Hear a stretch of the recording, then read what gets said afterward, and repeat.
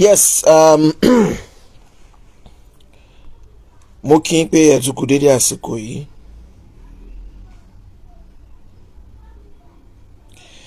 Ṣé àlàáfíà tí mo wà ṣóhun lẹ́yìn náà wà? Ọpẹ́ pàtàkì lọ gbogbo ẹ̀yin tí ẹ máa ń bá wa share àwọn live videos wa. Ìdí tí mo fi máa ń dúpẹ́ lọ́wọ́ yín ni wípé ẹ mọ̀ wá, ẹ mẹyẹ tó ṣú wá, síbẹ̀síbẹ̀ ẹ sì tún máa ń, tẹ́ bá ti gbọ́ pé a ti bẹ̀rẹ̀ live by, ẹ lè má bá wa pín. Ẹ ṣé o, a dúpẹ́ lọ́wọ́ yín o. Ọlọ́run ọba tó dá ayé àtọ̀run, Elédùmarè tí kìí ṣẹgbẹ́ ẹnìkankan, yóò túnbọ̀ máa dúró tì wá o.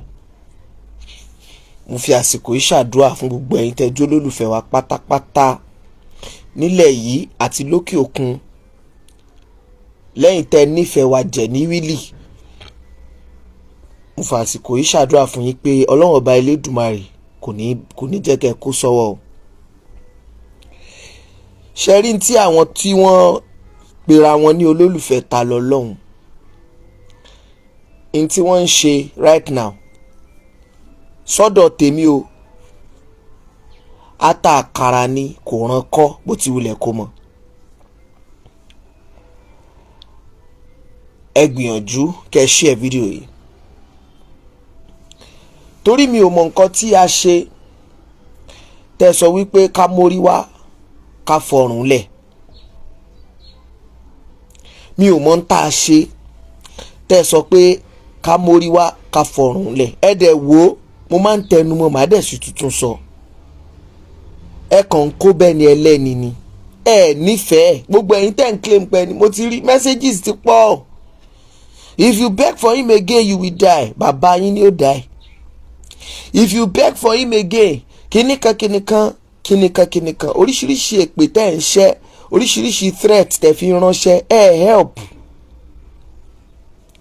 Nǹkan tèmi fẹ́ jẹ́ kẹ́ mọ̀ ni pé ẹ lè nífẹ̀ẹ́ Ta Lọ́lọ́hun títí kẹ́ wá nífẹ̀ẹ́ ju èmi lọ. Ọlọ́run kò possible. Torí wípé ẹ̀yin nífẹ̀ẹ́ ni ẹ ní rapport pẹ̀lú ẹ sí in contact pẹ̀lú ẹ. Èmi ń wà in contact pẹ̀lú ẹ, àtijọ́ sọ̀rọ̀, a máa ń jọ ń sọ̀rọ̀, àjọ wà. So ẹ lè nífẹ̀ẹ́ títí kẹ́ ẹ nífẹ̀ẹ́ jù mí lọ.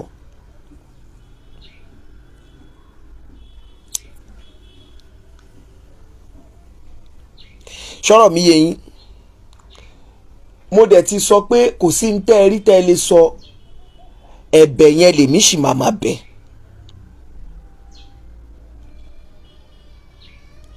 Kò sí nǹkan tẹ́ ẹ rí tẹ́ ẹ lè sọ, ẹ̀bẹ̀ yẹn lèmi sì máa bẹ̀, toró lèmi rí pé òun ni best option. Other options tá à ń lò náà mi ò ní kò dáa o, ṣùgbọ́n ṣe pé in life èèyàn máa ní options. Nínú options, best option tún máa ń wà. Ẹ gbàgbé emotion, ẹ fẹ́ emotion lẹ̀, ẹ já face reality. Akínbọ̀bọ̀ láti gold, ẹ fẹ́ emotion lẹ̀, ẹ já kó lórí emotion, ẹ já face reality. Gbogbo threat ten send sórí DM mi yẹn kò dé mi lọ́wọ́ kọ́, àtàkàrà ni kò ràn kọ́, ẹ̀mẹ́ntẹ́ ń bá fa ni. Ẹ̀mẹ́ntẹ́ ń bá fa ni, ìgbí tẹnumọ́gi ògùn, èmi mò ń jẹ́ bẹ́ẹ̀. Yín tí n bá ti ní mo fẹ́ ṣe, kò séèyàn ìyálà ìyá tó 1 billion yín ò lè dá mi dúró. Bẹ́ẹ̀ mo sọ fún yín, 1 billion yín kò lè ẹ̀ńtẹ́ fi ṣaṣáájú yín tẹ́ love yẹn gan mọ̀ mí. Ó mọ̀ mí, ó mọ èèyàn tí mo jẹ́, ó mọ nǹkan tí mo gbé lọ́wọ́. Ìyá 1 billion yín ò lè stop mi. But èmi rí nírí wípé ọ̀pọ̀lọpọ̀ yín tẹ́ ń claim pé nífẹ̀ẹ́, nífẹ̀ẹ́ rárá. Emotion lẹ fi ń ṣe gbogbo ìgbésí ayé yín. Emotion. Ẹ wo ọ̀rọ̀ ọmọ Mohbad yẹn, bọ̀bọ̀ kan wọ́n ń pè ní very dark man. Ó jáde lẹ́nu ọjọ́ mẹ́ta, ó ní gbogbo nǹkan bá máa ṣe o, kàn ṣe DNA fún ọmọ ẹ̀. Àwọn èèyàn kan ti bẹ̀rẹ̀ sí lọ ṣépè fún bọ̀bọ̀ yẹn pé ṣé DNA ló kàn? Kí ló kàn?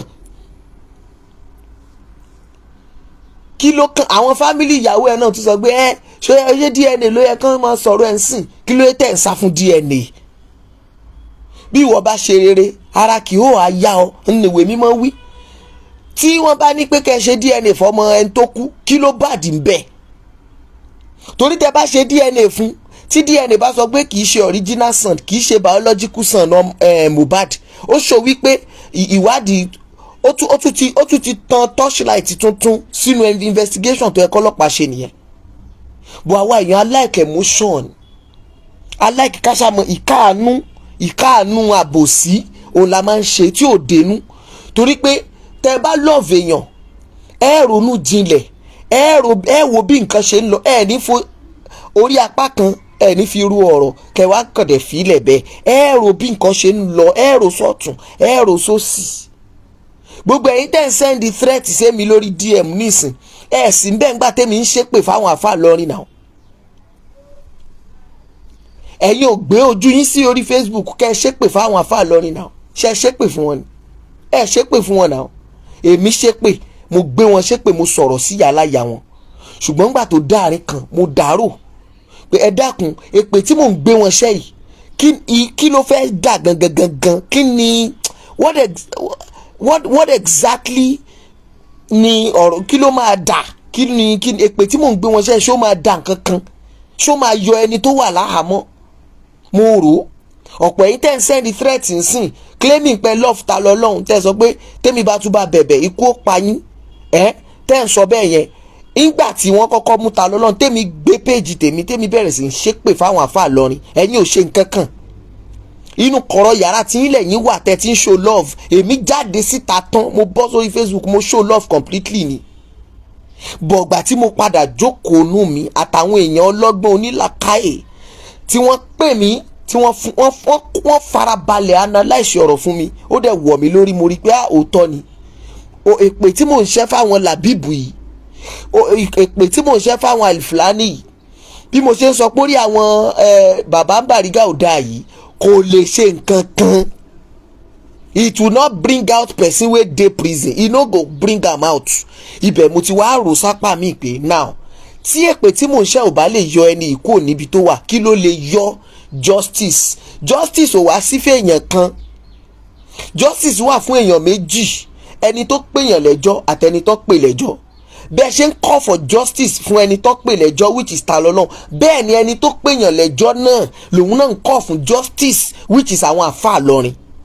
Justice is not meant for one party, justice is meant for two people. Ẹni tí wọ́n ló ṣẹ̀ àtẹni tó ṣẹ̀yàn, èèyàn méjèèjì yẹn ló deserve justice.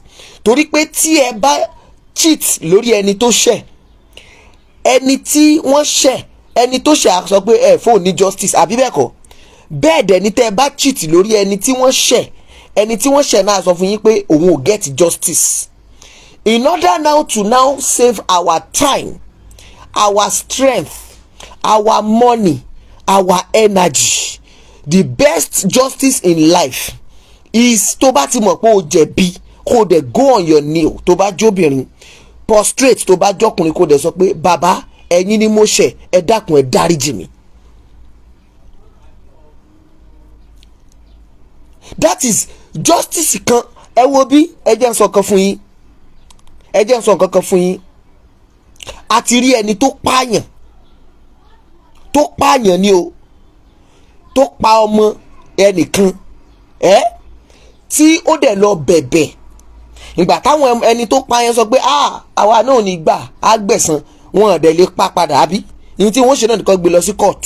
Gbàtán dẹ̀ gbé lọ sí court, ẹni tó pààyàn yẹn ó dẹ̀ rán àwọn family títí ẹ̀ àtòun afúnra lára ẹ̀, ó dẹ̀ ẹ lọ bá mi bẹ̀bẹ̀, ẹ lọ bá mi bẹ ẹni tí mo pa lọ́mọ. Wọ́n dẹ̀ gbéra, wọ́n dẹ̀ lọ bẹ ẹni yẹn dẹ̀ wò báyìí pé tó tí n bá kúkú ní kí wọ́n pa ọ́ padà, kò dá èèyàn tèmi tí wọ́n ti pa òun, kò dá padà sáyé. Ẹ dáríjì, ẹjọ́ mọ̀ lọ, ẹjọ́ lọ kojú ìdájọ́ t'Ọlọ́hun lọ níwájú, ẹ fi ìdájọ́ tèèyàn lẹ̀. Wọ́n sì lọ ilé ẹjọ́, wọ́n á dẹ̀ withdraw case. Inú fíìmù láti mọ́ rí tí wọ́n sọ pé irọ́ o, kéèsì yẹn ti kúrò ní ti ẹ̀yìn o, ó ti di kéèsì ìjọba. Ó máa ń rí bẹ́ẹ̀ tó sọ pé murder case ni o. Lóòótọ́ ẹ ti bẹ àwọn tẹ́ pa èèyàn wọn, wọ́n dẹ̀ ti dáríjì yín, ṣùgbọ́n kéèsì yìí ti wá di tìjọba báyìí, láàrin ẹ̀yin àtìjọba ló wà. Ẹni tó pààyàn nìyẹn o, ó máa lọ bẹ̀bẹ̀, á lọ wá ojú rere àwọn èèyàn tó pa lọ́mọ àbí tó pa ní mọ̀lẹ́bí. Àwọn èèyàn á dẹ̀ sọ fún pé okay we leave everything to the hand of God. Àti dáríjì ẹ mọ̀ lọlé rẹ̀. Àti dáríjì ẹ mọ̀ lọlé rẹ̀. Àmọ́ pọ̀lọpọ̀ yín, ẹ jẹ́ sọ kankan fún yín, ẹ jẹ́ sọ àṣírí kan fún yín lónìí. Gbogbo ẹ̀yin tí ẹ fẹ́ ra àgbo àti ń gba order fún wíìkì yìí o, ẹ send message sí WhatsApp number mi, ẹ jẹ́ n pin yẹn. Mo fẹ́ mú analysis kan jáde nsìn, ẹ mọ̀ gbọ́ o. 09071459342. Ọ̀rọ̀ mi olóye nìkan ló lè yé. Mo sọ nínú fídíò tí mo ṣe níjẹta. Ẹni tí ò bá wà objective, àwọn èèyàn tó bá jẹ́ pé one way thinker ni wọ́n, bí ọkọ̀ right hand, tí ò wà objective, ọ̀rọ̀ tèmi bá ń sọ, you no go understand, you will never understand my objectives. Ẹ̀yin tó bá ti jẹ́ pé emotion lẹ́yìn fi ń gbélé ayé tiyín, ìkáàánú, ẹ̀yin ò ní ro ọ̀tún ro òsì, kẹ́ẹ̀rò sọ́tún ro òsì, kẹ́ẹ̀rò tó jẹ́ pé emotion lásán lẹ́yìn fi ń gbélé ayé tiyín, you will never love me, you can never like me, and I wonder why you are on my page. Mo sọ fẹ́ ẹni tó send mi ní threat message yẹn, mo ní why are you following me? You notice that I have done something wrong to you. Why are you still on my page? Why are you still following me? I don't want people like you. I want people of tájọ jẹ́ likes mind. Àwọn èèyàn tájọ ní èròǹgbà kan náà. Àwọn èèyàn tí wọ́n lọ́pọlọ, tí wọ́n ní làákàyè, tí wọ́n mọ̀ wípé bá a bá ṣe àbẹ̀bẹ̀ ni àìsà gidi.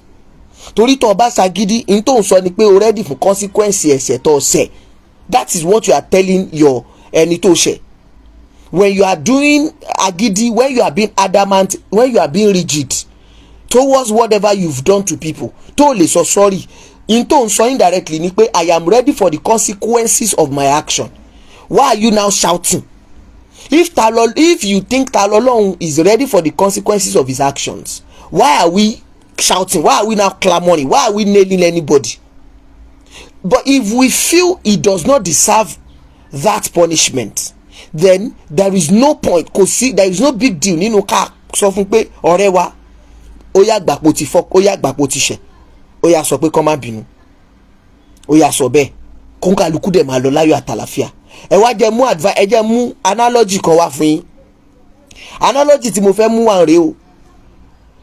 Nígbà tó lè Sunday Igboho tí wọ́n mú wọn lọ sí Kotonu, ẹ jẹ́ mú analogy yẹn, yóò dàlúrú o, ẹ mọ̀ wo. Àwọn kan wà tó lóye fi sí in charge àwọn owó kan.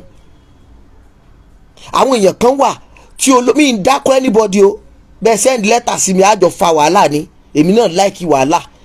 Yes, tí n bá ti ṣẹ̀yìn, tí n bá ṣẹ̀yìn ni màá sọ sorry, tí n bá ti ṣẹ̀yìn á fà á. That is it.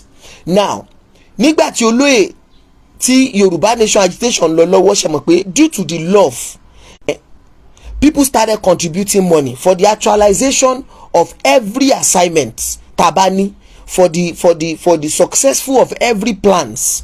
Taba sọ pé okay, a fẹ́ lọ bí báyìí, àwọn èèyàn dá, a fẹ́ rí bí, àwọn èèyàn dá.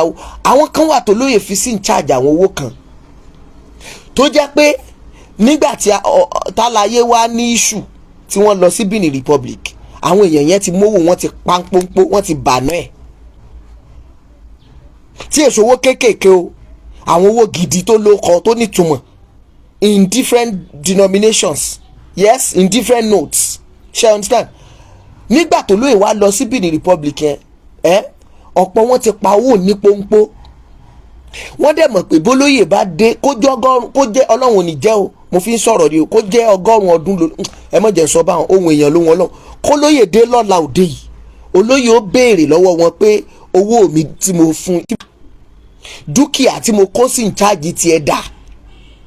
Ẹlòmíì olóyè kó mọ́tò sí lọ́dọ̀ pé mọ́tò méjì bá ń kó sọ́dọ̀ tiẹ̀ mọ́ bá ń mójútó, mọ́ wọ́ ọmọ ẹ̀ láàárọ̀ mọ́ domisila. Ẹlòmíì ti mú mọ́tò, ó ti lò, ayé ẹ̀ ti bàjẹ́.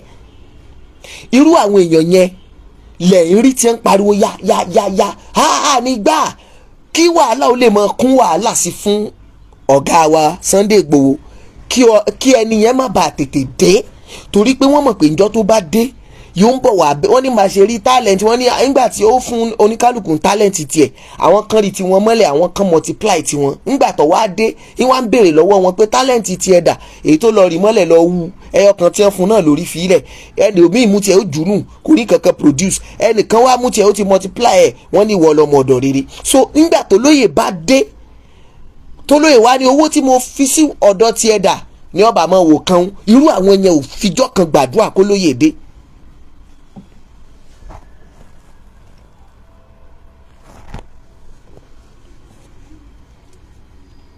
ẹ̀gbọ́n tí mo sọ irú àwọn yẹn ò fi ọjọ́ ẹyọ kan dondo báyìí bẹ̀ Ọlọ́run pé kí olóyè padà sí inú ìlú tàwa yìí.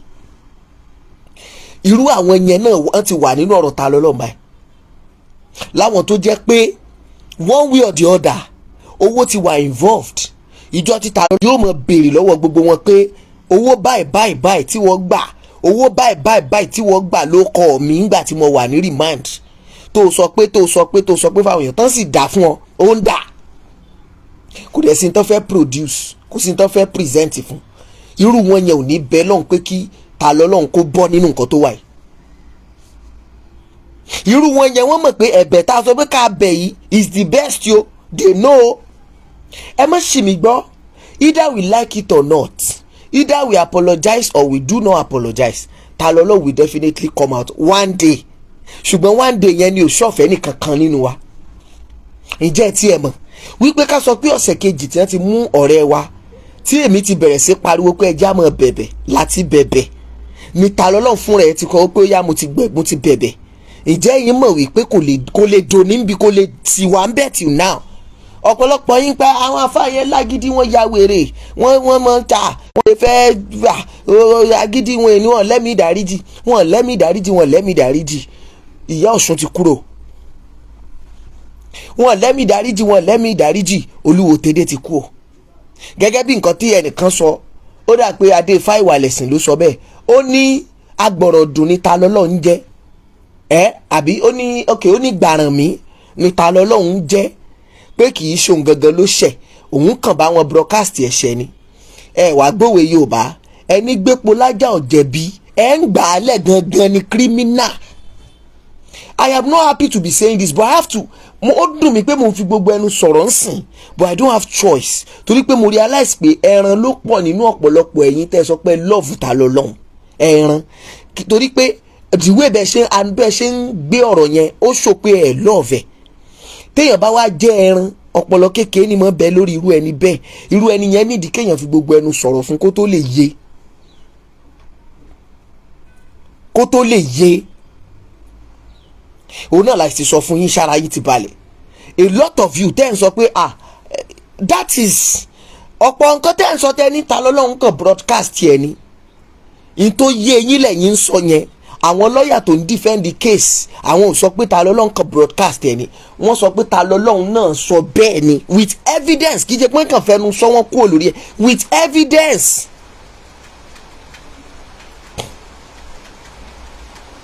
Pẹ̀lú evidence.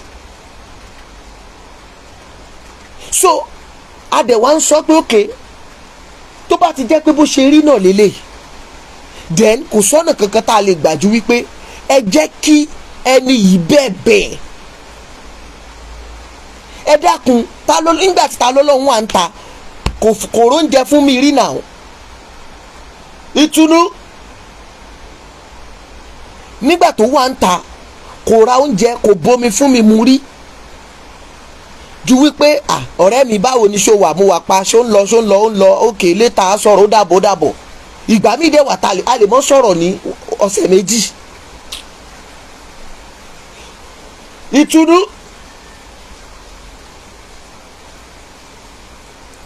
ìgbà míì wà a lè má sọ̀rọ̀ ní ọ̀sẹ̀ méjì kí ni ó dà pé kí ni yẹn fẹ́ máa wọlé tá a ní sọ̀rọ̀ lọ́sẹ̀ méjì so ìgbà tó wà ń ta yẹn kò fún mi lóúnjẹ kò ṣe nǹkan kan fún mi tábà sọ pé torí nǹkan tó ń ṣe fún mi yẹn o lèmi ṣe fẹ́ sọ pé dandan kó jáde kí n lè mọ ráǹfààní oúnjẹ padà rárá kò ṣe kankan fẹ́mi lẹ́yìn ìpàjọ́ mọ́ tó bá post máa wo post ẹ̀ máa like post ẹ̀ tí n bá post òun náà wo post mi yóò like post mi mo máa ń gbà lámọ̀ràn òun náà máa ń gbà mí àtijọ́ sọ̀rọ̀ ó tẹ̀yẹ ká àtijọ́ ṣe fídíò kan papọ̀ gan rí tó jẹ́ pé àìsáyè ni ò tí ì jẹ́ ká jọ ṣe so ẹ lè nífẹ̀ẹ́ kẹ́ ẹ nífẹ̀ẹ́ jèmi tá a jọ ń gbénú àdúgbò lọ kò possible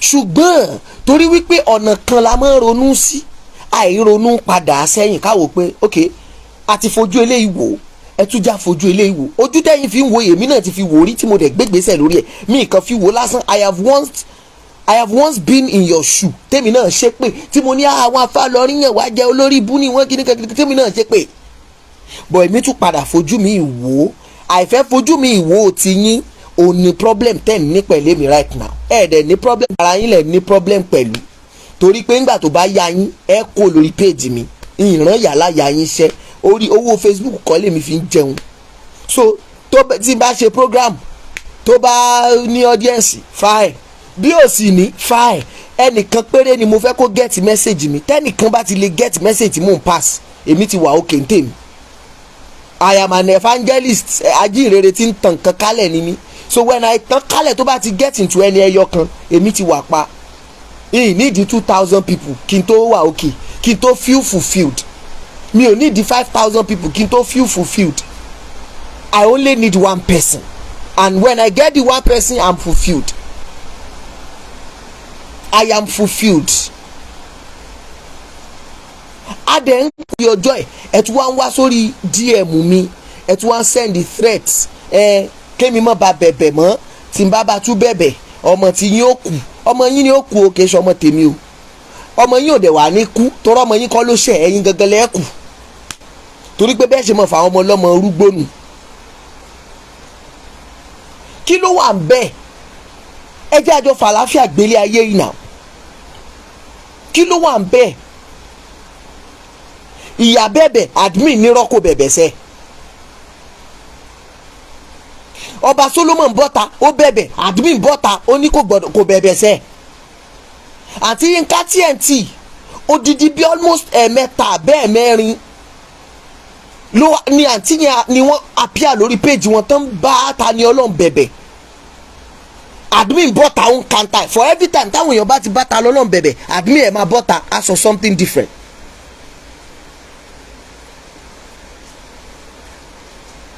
kìí ṣe kan kìí ṣe méjì kìí ṣe mẹ́ta ni ọba Solomon bá Tani Olohun bẹ̀bẹ̀ ṣé wọ́n sọ fún yín pé Tani Olohun gbé nǹkan kan fún ọba Solomon rí ni.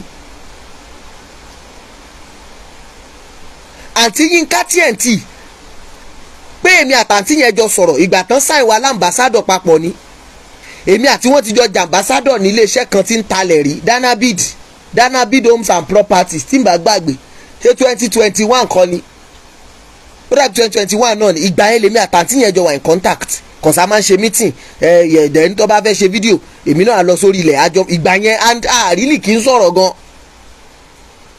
tó dẹ̀ sọ fún mi pé kò sí personal rapport láàrin àǹtí yẹn náà àti Tani Olohun bẹ́ẹ̀ náà lọ́ba Solomon ó sọ fún mi pé the only rapport tí wọ́n ní pẹ̀lú ẹ̀ náà ni online rapport pé a máa ń rí online ó dẹ̀ ń ṣe dáadáa kò sí personal rapport láàrin wọn èmi tí mò ń sọ̀rọ̀ yìí náà tó bá yàtọ̀ sípa jọ ń gbé ládùúgbò a dẹ̀ máa ń kàn síra wa lẹ́ẹ̀kọ̀ọ̀kan kì í ṣe pé bóyá ó máa ń fún mi lóúnjẹ àbò ń fún mi lówó àbí pé bóyá kò sí nǹkan kan ìfẹ́ tèmi ní sí ni mo fi ń bẹ̀bẹ̀ ẹ wá wà tí Yínká TNT ńgbà tó jẹ́ pé ẹni ẹlẹ́ni abọ́ta á bẹ̀bẹ̀ admin abọ́ta á kanta ẹ̀ á ní irọ́ o Tani Olohun rán ẹnìkan kan ṣẹ́ kó bó ń bẹ̀bẹ̀ ṣéèyàn tiẹ̀ máa ń ṣe bẹ́ẹ̀ yẹn ṣéèyàn máa ń fi ibi sórí olóore ifu tí Tani Olohun ò bá sọ pé kéèyàn bó ń bẹ̀bẹ̀ ṣé dandan ni kó wá ta wá di bọ́ǹkì ẹ̀bẹ̀ ni ṣé dandan ni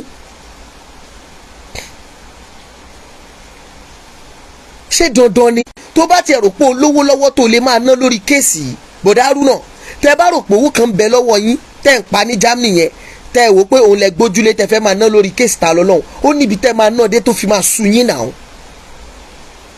ẹ bá ń share fídíò kó dọ́dọ̀ bọ̀dá Haruna admin yẹn ó níbi tẹ́ máa ná owó yẹn dé sà tó fi máa sun yín tẹ́yìn kó fò pé ẹ̀ ná mọ́ torí pé ẹ̀yin náà lọ́mọ tẹ́ ń sanwó school ẹ̀ ní Germany tẹ́ wà yẹn ẹ níyà ní Nàìjíríà tá a wà yìí tẹ́ ń sẹ́ndì owó sí tó fi ń jẹun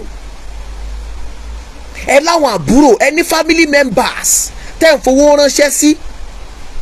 Now ẹ wá mú bùkátà ta lọ́lọ́run pé ẹ fẹ́ mọ̀ ṣe kéèsì ẹ̀ ń fowó ṣe ẹ fi kún. Ó níbi tẹ́ ẹ ṣe dé tó fi máa sú yín. Níwọ̀n ìgbà tá a sì ti ní ọ̀nà tá a lè tọ̀ láì tiẹ̀ níná wá ń kọ́bọ̀.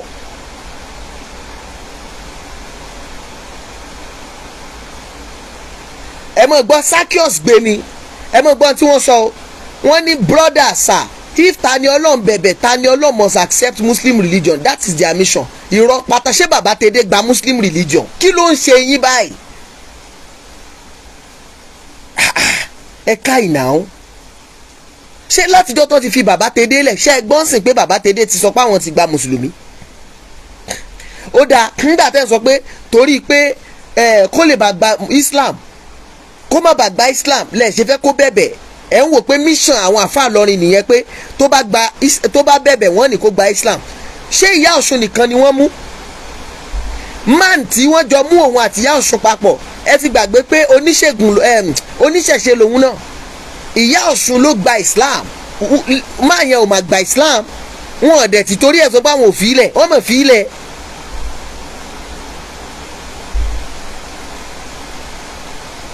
Kí ló ń ṣe yín báyìí? Ara nǹkan tẹ́ ń rò náà nìyẹn tẹ́ fi sọ pé kó má bẹ̀bẹ̀, which is a lie. Kò sẹ́ni tó máa force Tani Olohun láti ṣe Islam.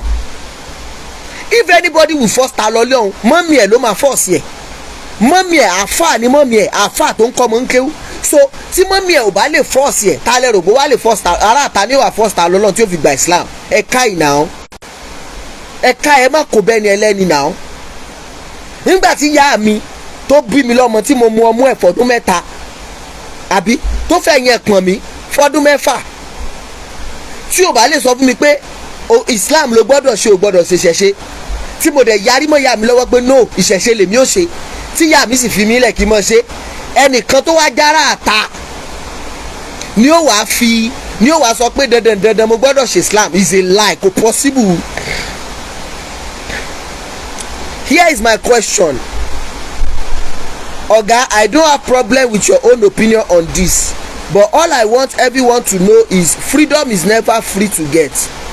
You must fight to take it or leave it. Tani Olohun judgment on this case is judgment for all Ìṣẹ̀ṣe, and should he lose this case, Ìṣẹ̀ṣe also lose. Please don't be a coward, Sha. I believe victory is on sight. So why now? Mr. Oriyomi Olagoke, ẹ jẹ́ ṣe analysis kan fún yín. Ẹni pé freedom is never free to get. Freedom wo ni ẹ rò pé à ń jà fún báyìí as we speak? So ẹ̀yin rò pé torí freedom ni Tani Olohun ṣe wà ní prison báyìí? Joker nìyí o. Tó bá yẹ pé nǹkan tẹ́ ń rònú yín sí ni pé prison ti Tani Olohun wà yẹn ó ní pé torí kíṣẹ̀ṣe lè ní freedom ló ṣe wà ní prison. Joker nìyí, Joker gidi nìyí. Torí pé kéèsì tó wà nílẹ̀ kì í ṣe kéèsì ẹ mọ́ ṣọdún ṣẹ̀ṣe rárá. Kéèsì tí Tani Olohun ti torí ẹ wà ní prison kì í ṣe kéèsì ẹ gbọ́dọ̀ ṣọdún ṣẹ̀ṣe. Kí ọdún ṣẹ̀ṣe tó bá jẹ́ pé ọjọ́ tó fẹ́ ṣọdún ṣẹ̀ṣe yẹn tí a bá lọ fagídí ṣe lọ́jọ́ yẹn, tí wọ́n wá kó gbogbo wa dà sẹ́wọ̀n, tí gbogbo wa wà lẹ́wọ̀n, ìyẹn ni a lè sọ pé fighting for freedom. Ọ̀ ẹ má jẹ́ sọ pé gbogbo wa, ẹ jẹ́ sọ pé tó bá yẹ pé bó ṣe ní ká má ṣe ọdún ṣẹ̀ṣe ń gbà yẹn ní odò oko olówó ní odò Yemọja nílọrin, tó bá yẹ pé ní ká má ṣọdún yẹn, tó bá yẹ pé wọn wà mú Tani Olohun, tí Tani Olohun nìkan dondo tó wá lọ dá sí ọdún yẹn ní oko olówó lódò Yemọja, ibi tó ti wá lọ ń ṣe láì jà láì ju ògò láì ju àdá láì ju ọ̀bẹ, tí kàn kọrin ìṣẹ̀ṣe, tí ń jó, tí ń pàṣẹ, tí ń ka, tí ń jó, tí ń pàṣẹ, tí ń ṣe ẹ̀sìn, táwọn ọlọ́pàá wá gbé títorí ẹ̀ tán wá lọ tì mọ́lé. Ìyẹn lẹ fi lè sọ pé freedom là ń jà fún. In tó wà nílẹ̀ kì í ṣọ̀rọ̀ freedom. Nobody can. Ìṣẹ̀ṣe is a free religion to practice anywhere. Bẹ́ẹ̀ mo sọ fún yín, bẹ́ẹ̀ ni mo sọ fún yín. Tẹ́yìn bá wá sọ pé kò rí bẹ́ẹ̀, ẹ lọ practice ìṣẹ̀ṣe yín ní Ìlọrin, kán wá mú yín títorí ẹ̀, kẹ wá wò bóyá èmi á jáde láti sọ pé kẹ bẹ̀bẹ̀ láti jáde kó prison. kò possible, a fight here to the last blood ni. Kò possible, it's not freaking possible. Tẹ́yìn bá jó níṣẹ̀ṣe sà, Mr. Oríyọmí Ọlágòkè, tẹ́ bá fẹ́ practice ìṣẹ̀ṣe yín, ẹ lọ sí oko olówó lónìí, ẹ lọ ṣe ẹ̀sìn níbẹ̀. Tẹ́ bá wá ṣe ẹ̀sìn ní ẹ níbẹ̀, tí ọlọ́pàá bá wá gbé yín tán wá tì yín mọ́lé, tí mo bá wá sọ pé kẹ́ bẹ̀bẹ̀ kẹ́ tó jáde, ọmọ àlè tó tó mi láyé yóò sì. Ìyẹn ni ìjà freedom ẹ̀sìn. Bọ̀ǹkan tó ń fi néèlì ta lọ lọ́hùn, wọn ò déwájú adájọ́ kan sọ pé torí pé ń ṣẹ̀ṣẹ̀ ṣe a sì fẹ́ kó ṣẹ̀ṣẹ̀ ṣe la ṣe gbé wá o. Wọn ò déwájú adájọ́ kan sọ pé torí pé ó sọ alukuran la ṣe gbé wá. Tó bá wá jẹ́ ní tó jẹ́nu lójú àwa ẹ̀dá, ṣùgbọ́n nílé ẹjọ́ kì í ṣẹjọ́ tán lọ rò nìyẹn. Ẹfẹ̀ mọ́sàn lẹ̀, ẹjọ́ tán rò kóòtù ni pé ó bá àyàn ló kọ jẹ́, which is very big. Ọ̀pọ̀ yín tẹ̀ fi levity and mú defamation náà ṣe bí is ordinary defamation, tó bá tiẹ̀ máa ṣẹ̀wọ̀n gan oṣù mẹ́fà ni. Ṣóhun ẹ̀wọ̀n oṣù mẹ́fà ṣó wá dáa fọ́mọ ẹnìkankan. Nelson Mandela tí gbogbo yín fi ń ṣàpẹẹrẹ, ṣé ìjà pé ó báyàn ló kọjẹ́ ni Nelson Mandela jà?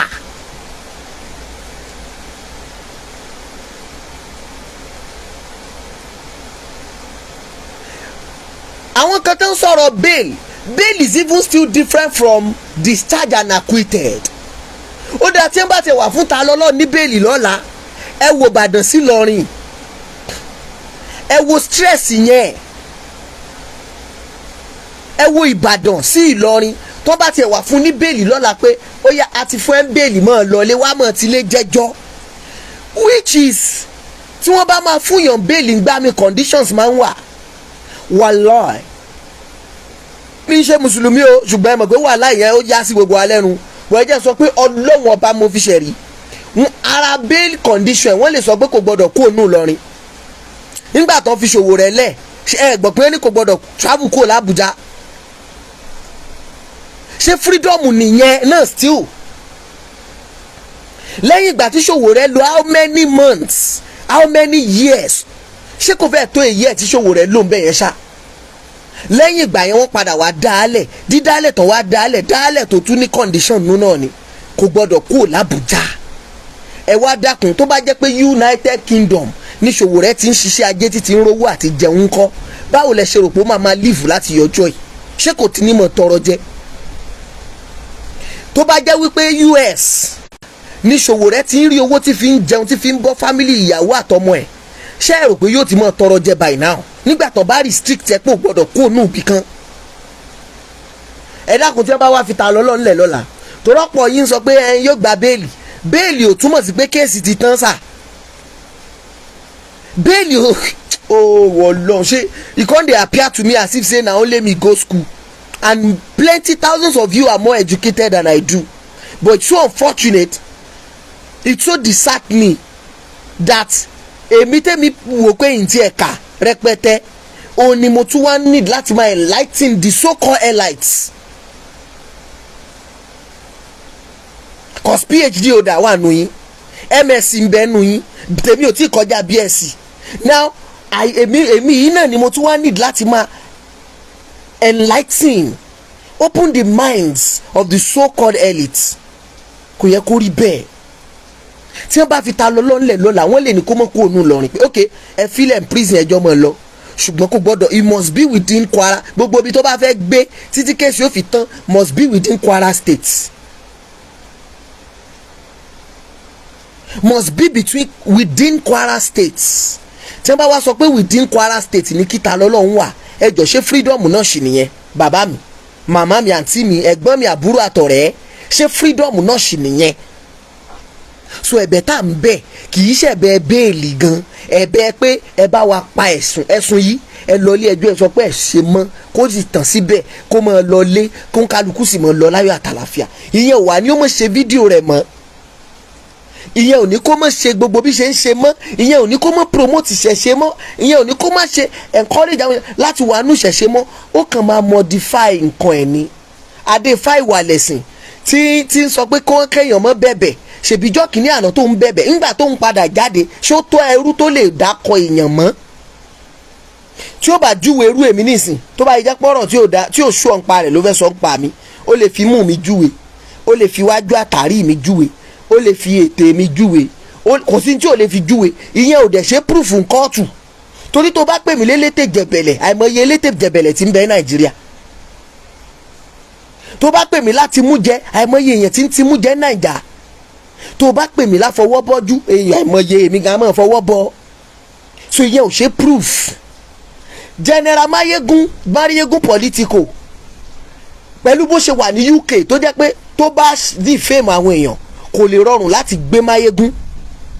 tí Mayegun bá máa bú Tinubu á sọ pé Tinubu kò ṣe proof kóòtù, torí tẹ bá fẹ́ fáìlì kéèsì ó kọ yín lẹ́kọ̀ọ́ sórí ẹ̀. ńgbà tó bá wá kọ Aṣíwájú Bọ́lá Ahmed Tinubu tẹ́ ẹ̀ dẹ̀ gbé èèyàn tẹ́ ẹ wá gbé wá síwájú ilé ẹjọ́ tí ẹni tó wá ní ẹ present evidence, nínú evidence ẹni yẹn wá sọ pé Tinubu, àwọn lọ́ọ̀yà yẹn ti win case, wọ́n sọ fún adájọ́ ni pé ẹskísà Tinubu lẹni tó wá yìí kì í ṣe Tinubu ni oníbàárà wa ń bá wí kì í ṣe Tinubu.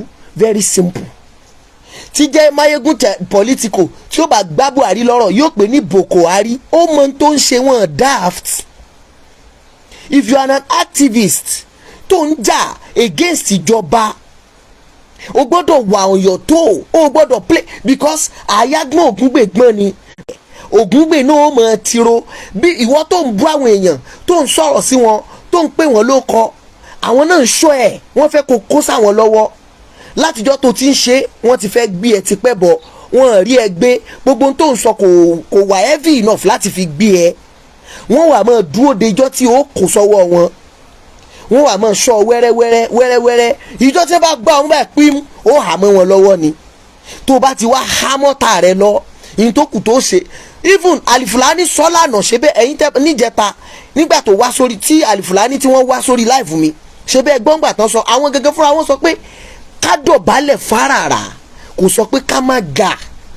tó túmọ̀ sí pé tá a bá a ṣe ń bẹ̀bẹ̀ yìí, ọ̀pọ̀ àwọn mùsùlùmí gan mọ̀ pé ẹ̀bẹ̀ wa gan ẹgẹ́ tiẹ̀, bọ̀ wọ́n sì prefer ẹ̀ pé no wàhálà, even kó jẹ́ sàkámà jẹ́ ẹ̀bẹ̀ àní ẹ̀ ti ẹ̀bẹ̀. the least ṣé sọ the highest táwọn muslim lè fún condition tó lè fún ta lọ́lọ́run tó bá bẹ̀bẹ̀, the highest tó lè fún ni pé ok ó ti bẹ̀bẹ̀ àti gbẹ̀bẹ̀, ó wàá lọ sórí page ẹ̀ báyìí, ó wàá lọ sọ pé gbogbo ọkọ tó pè wá níjọ́ kìíní àná òun pé àìṣe bẹ́ẹ̀ Samuel Ibikunle arúgbó bọ́ ìṣọ̀gá mi ẹ̀kọ́ àbọ̀ ó wàá ṣe ìṣàkámà ẹ send request kí n gbé yín wọlé, ẹ padà send request níjẹta, ẹ send ẹ lónìí kí n gbé yín wọlé. ó wàá lọ sọ lórí page ẹ padà pé gbogbo nǹkan tó sọ ń pa wá yẹn o irọ́ tó jìnnà sóòótọ́ ni o. that's the highest condition tí wọ́n lè fún ta lọ́lọ́run lórí kéèsì yìí. táwọn muslim lè fún ta lọ́lọ́run tó bá padà ti agree pé ok òun rẹ́dì láti bẹ̀bẹ̀, òun ò fẹ́ gapá mọ́, òun ò fẹ́ gẹ́gẹ́ bó ṣe sọ pé ó ń gapá pé òun ò fẹ́ gapá mọ́. the highest condition tó lè fún ni pé ok since tó ti agree láti bẹ̀ wá no wàhálà, ẹnu ẹ tó fi sọ báyìí nípa wa òun náà ló fi padà lọ sí orí that same page yẹn wàá lọ sọ fún wa pé ò sọ bẹ́ẹ̀ mọ́. ó bá parí o. ṣé ìsàkámà yes mo fẹ́ gbé yín wọlé, ìjẹta yẹn èrò pọ̀ ni, ẹ má bínú, èrò pọ̀ ni. tó bá dẹ̀ ti agree tó dẹ̀ ti lọ sórí page yẹn tó ti lọ sọ kò fi nǹkan kan share. èmi bú Lai Muhammed, wọ́n request for apology, mo ṣe orí page mi tí mo ti bú tí mo ti pe Lai Muhammed lóko tí ò jẹ́ náà ní padà wá sọ pé n sọ bẹ́ẹ̀ mọ́, wọn ti torí ẹ̀ pa mí. Sàkámà òkìkí ọlá ó yẹ kí n sọ pé wàlékún salam ni, ṣùgbọ́n ahọ́n mi máa rí bákan, mi ń ṣe muslim. kò sí problem, ìkan náà ni gbogbo wa, ẹ bá sọ pé àlàáfíà fún ọ. àlàáfíà fún yín.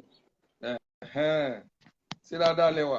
àdúpẹ́ ìjẹta yẹn ẹ má bínú, ó dà pé gbà tí mo padà ní kẹ́ common ẹ ti lọ ó yẹ ti lọ ṣe nǹkan. bẹ́ẹ̀ni ṣé dáadáa ọ̀rọ̀ ló délẹ̀ yìí. ẹ rí ọ̀rọ̀ tí ẹ ń sọ yẹn ó dàbí pé ara wa kọ òdodo ní Nàìjíríà generally, kí n má sọ wípé nílẹ̀ Yorùbá nìkan, ara wa máa ń kọ òdodo gan-an. because tí ara wa kò bá kọ òdodo ni ọ̀rọ̀ tó wà nílẹ̀ yìí kò le rárá, kò le rárá. mo fi Ọlọ́run búra, nǹkan tó yẹ kó ṣe náà ni wípé ṣé bí bàbá Olúwo ti dé nísìn, bàbá Olúwo ti dé ó ṣe normal náà lòun náà fi rí normal. Then àfáà kan bẹ tí wọ́n gbé lẹ́yìn ìgbà tí wọ́n gbé Tani Olohun tán wọ́n pe àfáà yẹn ní Fọlọ́runṣọ́. Mo mọ Fọlọ́runṣọ́. Wọ́n gbé àfáà yẹn náà the same defamation of character náà ni wọ́n fi gbé àfáà yìí náà. I'm telling you àfáà yẹn ò sun oorun ọjọ́ kan ní police station. Kí ló jẹ́ kó sùn ó ní wípé àfáà ń sọ wípé ìgbà tí wọ́n ka ẹ̀sùn tí wípé ní tí wọ́n fi gbé àfáà tí wọ́n sọ fún pé ní tá a fi gbé ọ ní orí báyìí báyìí ọ sì lọ kóòtù torí wípé ní ìjìyà ń bẹ fún tó ṣe ìyá àfáà ni òun fi Ọlọ́run ọba bẹ̀bẹ̀ yín àfáà yẹn bẹ̀bẹ̀ I was there kì í ṣe pé bóyá wọ́n ròyìn fún mi. Kí la fẹ́ fi ká fìyàn sẹ́wọ̀n ṣe kí ni a fẹ́ fi ká fira wa sẹ́wọ̀n ṣe ṣé a pa ara wa ni àbá sunra wa jẹ. Èmi tẹ̀mí ń bá yín sọ̀rọ̀ yìí ọ̀kan nínú Ògo Ìlọrin ni èmi ni PRO wọn PRO 2. Good. Nínú Ògo Ìlọrin gan ẹ̀bẹ̀ tí a ti rí lọ́dọ̀ àwọn èèyàn before kẹ́gbẹ́ ẹ̀ tó jáde ó ti tó ká sọ wípé ẹ jẹ́ ká release àwọn lọ́ọ̀yà wa kó máa lọ kán mọ́ ọ̀rọ̀ lẹ́nu fúfú yẹ bọ́ ẹ̀yìn ìgbà ẹlẹ́gbọ́n ẹ̀ ṣẹ̀ṣẹ̀ wá jáde. ẹ̀yin náà imagine. Tani Olohun ní òun ọ̀rẹ́ nìkan kan kó bóun bẹ̀bẹ̀. DJ YK náà tún jáde òun náà sọ bẹ́ẹ̀. So ọ̀rọ̀ yẹn wọ́n ní ọmọ àlè èèyàn ní máa ń rínú tí ebi ọmọ àlè èèyàn sì làá mọ́ bẹ́ẹ̀ tí kì í gbẹ̀bẹ̀. So àwa ti rí nùnù láti bí a sì ti bí ẹ̀tọ́ tiẹ̀ ní wípé kóun ó bẹ̀bẹ̀. Àwọn kan rò pé torí kó lè gba Islam la fi sọ wípé kó bẹ̀bẹ̀ rárá o. Nǹkan ọ̀kan yẹn jẹ́ kí n sọ nǹkan yẹn fún yín. Nǹkan tá a fi fẹ́ kó bẹ̀bẹ̀ ni wípé ṣé ẹ mọ̀ pé ẹni tó bá bẹ̀bẹ̀ yóò repent yóò ṣàdéhùn pé òun ò ní ṣe irú nǹkan báyìí mọ́. Orúkọ tó ti bàjẹ́ yẹn ṣe mọ̀ pé condition wà pé ọ̀yà kan sọ wípé irọ́ lọ pa mọ́ wa torí wípé à ń bímọ àwọn ọmọ wa náà ti ń bímọ àwọn àrọ́mọdọ́mọ wa rẹ́kọ̀dù ò kí ń parẹ́. Bẹ́ẹ̀ni tí àwọn ọmọ àwọn bàbá yìí bá jáde wípé àwọn wá gọ́fúnà báwọn wá pósìtì kan tá a kàn sì sọ pé máa lọ láì ṣe kó ṣàtúnṣe àwọn orúkọ yìí wọ́n lè fi takò àwọn ọmọ wa lọ́jọ́ iwájú. Ta ló fẹ́ rú ẹ̀ orúkọ òun ó bàjẹ́ àbí ta ló.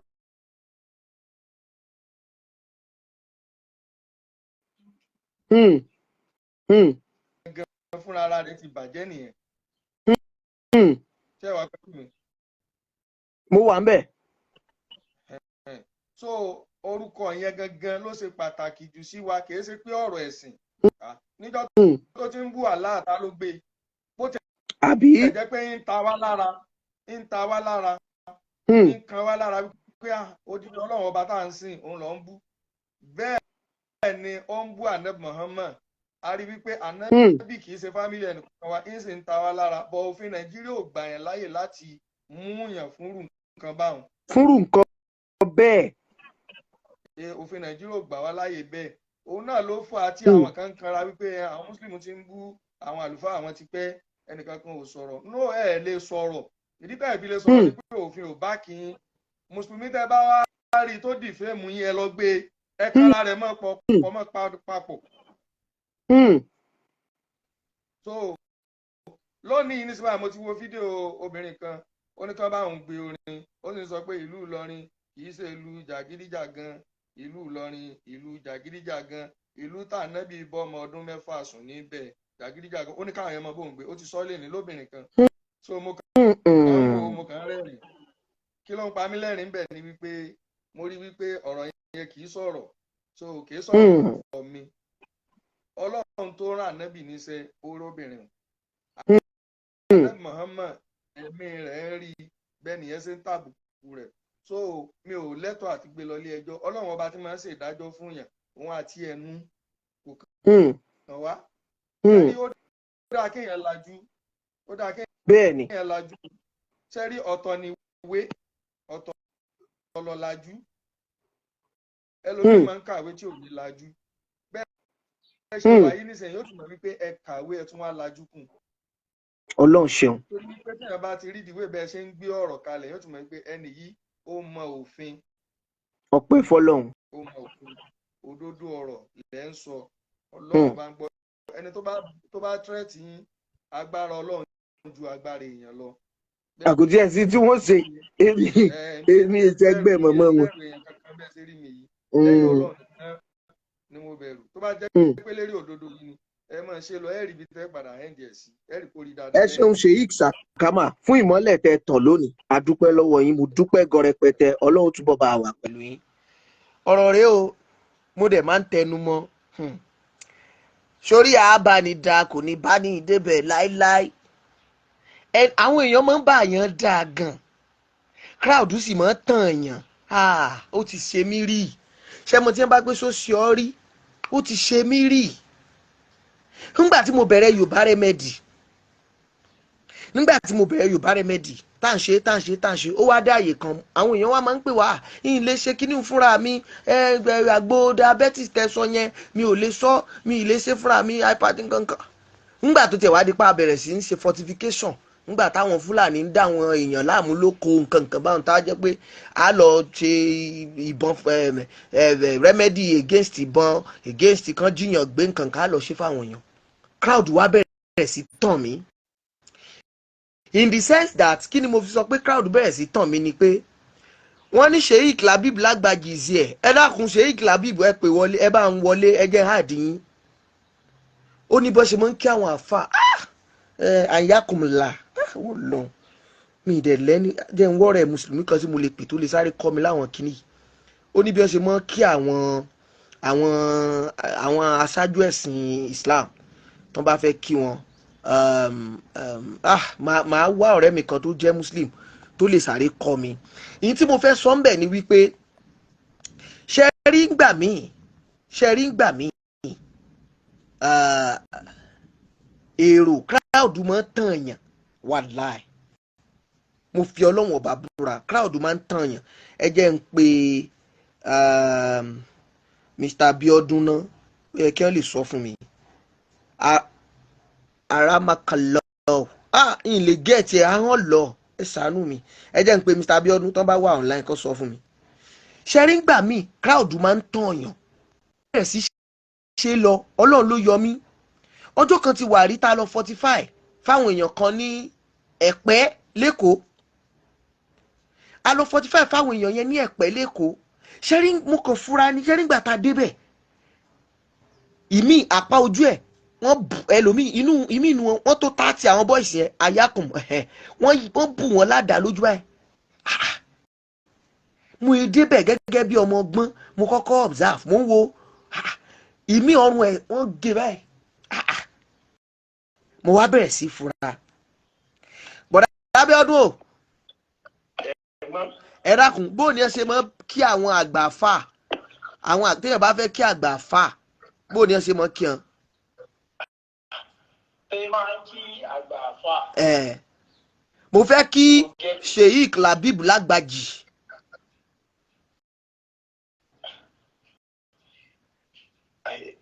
bó mo ṣe fẹ́ kò síbẹ̀ ṣe kí wọ́n bẹ́ẹ̀ ṣe kí wọn. ok. èyí tó fi ń lọ́lá jù gbogbo kíkí náà níbi kẹ́ sálámà fún onítọ̀. ok kí n sọ yálẹ̀ tó ń tọ̀ ṣe lè jẹ́. kí n sọ pé asàlámù àlékún àbí. exactly kò sí bọ́ńtọ̀ ṣe lè jẹ́. èwo ni akramakallah. akramakallah. ok. gbogbo àwọn ibi ìgbà tí ẹ̀gán yìí ń ṣe bí àpọ́nlé fún wọn. àpọ́nlé yẹn gangan mo fẹ́ ṣe. èyí tó fi ń dájú ní gbogbo kíkí kò ní kí o sálámà. kéèyàn sálámà ọ̀dà ẹ ṣe ìyẹn náà mo sáré pè fún mo wà lórí program ni màá bá yín sọ̀rọ̀ létà. wọ́n ní ètò ti dájú ní gbogbo kíkí òun náà ni ayakumula asalaamualeykum then àwọn èèyàn kan sọ ayakumula akaramakunla wọ́n ṣá oríṣiríṣi làwọn èèyàn ti sọ Sheikh Labib Lágbàjì tẹ́ bá wà ń bí báwọn èèyàn ṣe sọ mo kí yín oníkìkì tọlọ́hun mo kí yín kì í tànábì wà mọ́mọ́ SAW mo kí yín ní kí àwọn ẹni Ọlọ́run kọ́lọ́n bá kẹ́yìn kọ́lọ́n jẹ́ pẹ́ kọ́lọ́n jẹ́ dàgbà kọ́lọ́n jẹ́ dògbó kọ́lọ́n jẹ́ tẹ̀lẹ̀ pẹ́ lógo tọlọ́hun tẹ́ bá wà ń bí Sheikh Labib Lágbàjì ẹ dákun ẹ bá ń send request kí n gbé yín wọlé ẹ jẹ́ ń gbé bàbá wọlé request wọn ti sá lọ o Alifulani jẹ́ ń gbé wọn wọlé but request wọn ti sá lọ tí n bá tún rí again request wọn ti sá lọ ọlọ́run ọba mo fi bẹ̀ yín ṣe rí èrò mo sọ nǹkan kan sí pé èrò máa ń tọ̀yàn èmi dẹ̀ ti kọ́ ẹ̀kọ́ yẹn ti pẹ́. I've learnt that lesson for a very long time. When people see crowd, tẹ́ bá ti rérò tó pọ̀, àwọn èèyàn máa fẹ́ sọ iye wọn nù tèrò bá ti pọ̀. Ó máa ń ṣẹlẹ̀ lórí Facebook yìí náà. Ẹlòmíì ọ̀tọ̀ nìkan tó fẹ́ treat o. Tó bá ti rí i pé èrò ti ń pọ̀ tó ń ti ń wá 1,000 2,000 ní ọba divert attention rẹ̀ títí tí ó fi wá máa rọ́ọ̀lù kébù kò ní mọ̀. Ọlọ́run wá kẹ́mi lẹ́dàá kan tó jẹ́ pé èmi ẹ̀ máa ń wò ó. Ọjọ́ kan mo lọ rèé sọ fún ọmọ mi kan tóun mọ̀ nípa Facebook dáadáa mo ní dákun bó mo ṣe lè mọ háìdì iye èèyàn tí ń wò mí tí n fi ní mọ̀ rí ó ní òṣèṣe ó dùn mí torí pé èrò máa ń tàn yàn náà kí mo fẹ́ fàyọ ni pé ńgbà tí mo wá lọ ṣe rẹ́mẹ́dì fáwọn èèyàn yẹn ní Ẹ̀pẹ́ mo wá ra àwọn bọ́ìsì yẹn ìmí ojú ẹ̀ gé báyìí ìmí ọrùn ẹ̀ là báyìí ìmí mo wá pẹ̀gbọ́n mi kan tó jẹ́ DSS mo wá ṣe fídíò wọn mo wá sẹ̀ǹdẹ̀ sẹ́gbọ́n mi yẹn mo ní ẹ̀gbọ́n mi ẹ wo nǹkan tí mo rí ṣé kí n go ahead bọ̀dá yẹn ni tó bá dán o ipe fẹ́ ipe wọ́n kàn ń wá ní tí wọ́n fi hùkù mi ni o pé bí kí wọ́n sọ pé èmi ni mò ń ṣoògùn gbọ́n fáwọn ọmọ ẹlẹ́gbẹ́ òkùnkùn pé tán bá tún wá rírú eléyìí wọ́n fi eléyìí hùkù mi ń kóòtù o pé kí n wá rú àwọn èèyàn tí mo lọ ń ṣe protection fún pé ṣé mi ò ti rí ṣé kò wà glaring báwọn eléyìí èso ọmọ kan tó gbádùn ọjọ́ yẹn ṣé mọ tí mo sọ fáwọn boys yẹn mo ní àwọn nǹkan tá a fẹ́ lò ń kí a mọ̀ pé ọ̀tọ̀ ní báàgì tá a gbé mo ní ọ̀tọ̀ ní báàgì tá a gbé wá láti Ìbàdàn wípé mi mọ̀ pé a gbé Sheikh Lágbájì inú mi dùn ẹ jẹ́ hard wọn inú mi dùn ẹ bá conversation èmi àti bàbá Lágbájì ẹ jọ̀ọ́ ẹ bá ń screen record ẹ̀ mo fọlọ́run bá bẹ̀yìn torí pé n táwọn èèyàn máa ń rò ọ̀tọ̀ ni n tó jọ́rìí jìnnà gangan ọ̀tọ̀ ni wàlékún salam bàbá Lágbájì. ìpẹ̀lẹ́ ẹkú sẹ́fà. ọlọ́run jẹ́ pẹ́ fún wa ẹ̀yin mọ́mú ẹ fẹ́ ṣàpọ́nlé yín torí mi ń ṣe mùsùlùmí ṣùgbọ́n ní kí ti ọmọ Yorùbá ọlọ́run jẹ́ pẹ́ fún wa lágbára ọlọ́run.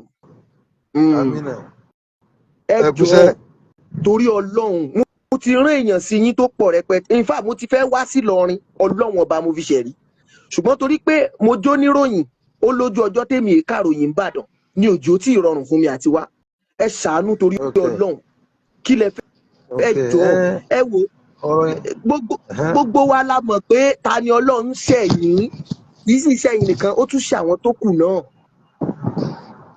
àwa sì mọ̀ pé wíṣì láti bẹ̀rẹ̀ ṣé ní gbogbo àwọn tó ń sọ̀rọ̀ yẹn èmi làdmí kan ẹ̀gbọ́n rẹ̀ kan irọ́ ni o kò rán wọn bẹ́ẹ̀ o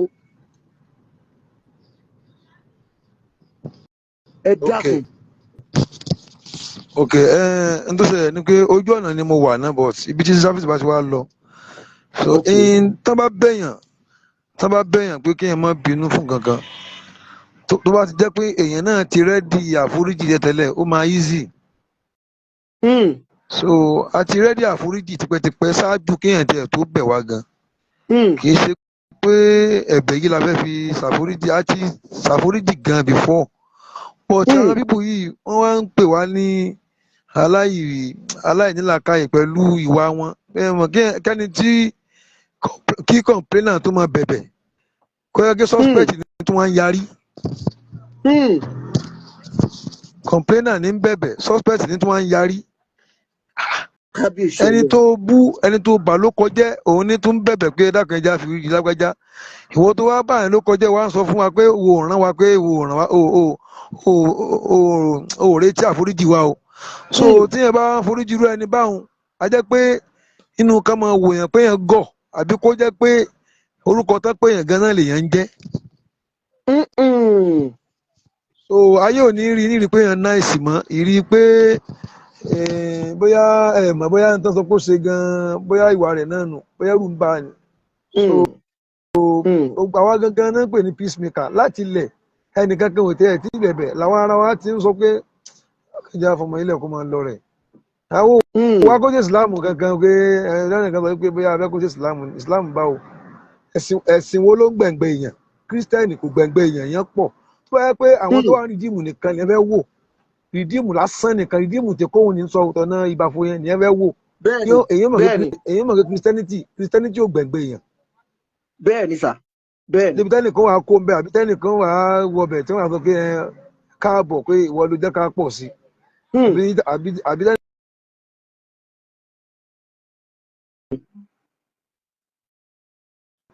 Islam ò gbẹ̀ngbẹ̀ èèyàn so kéèyàn kan wá sí jímọ̀ Ìlọrin bí lásán yóò mọ̀ pé Islam ò gbẹ̀ngbẹ̀ èèyàn àfi kéèyàn lọ NASFAT so àní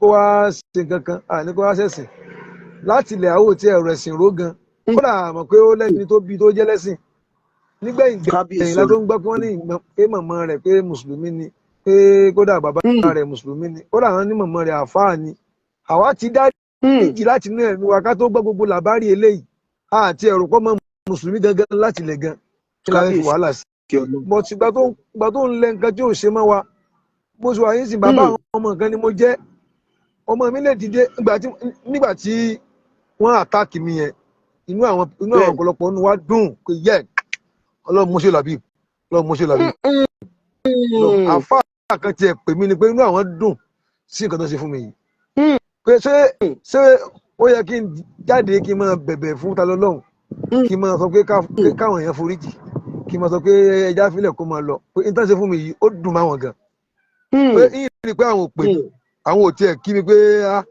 irú ọ̀rọ̀ wo náà tó máa sọ sí yín ṣé yẹn tó máa ń gbá ẹni tí ń làjà lójú ni.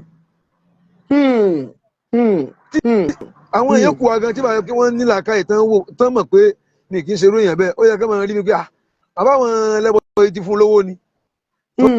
torí èmi ò rí ẹ̀ láìkì wàhálà ni àwọn èèyàn kan máa ń fojú wò mí bí ẹni tó máa ń wọ́n fa wàhálà ni mi ń fa wàhálà kankan mo kàn máa ń takú ẹni tó bá takú mọ́ mi lọ́rùn ẹni tó bá drag mi tí ò bá sọ pẹ́ dálẹ̀ àjọ náà tán bí owó ni bọ́ tí n bá rí pé èyí ò fa nǹkan mọ́ mi lọ́wọ́ wàhálà mo lè dágọ̀ fún.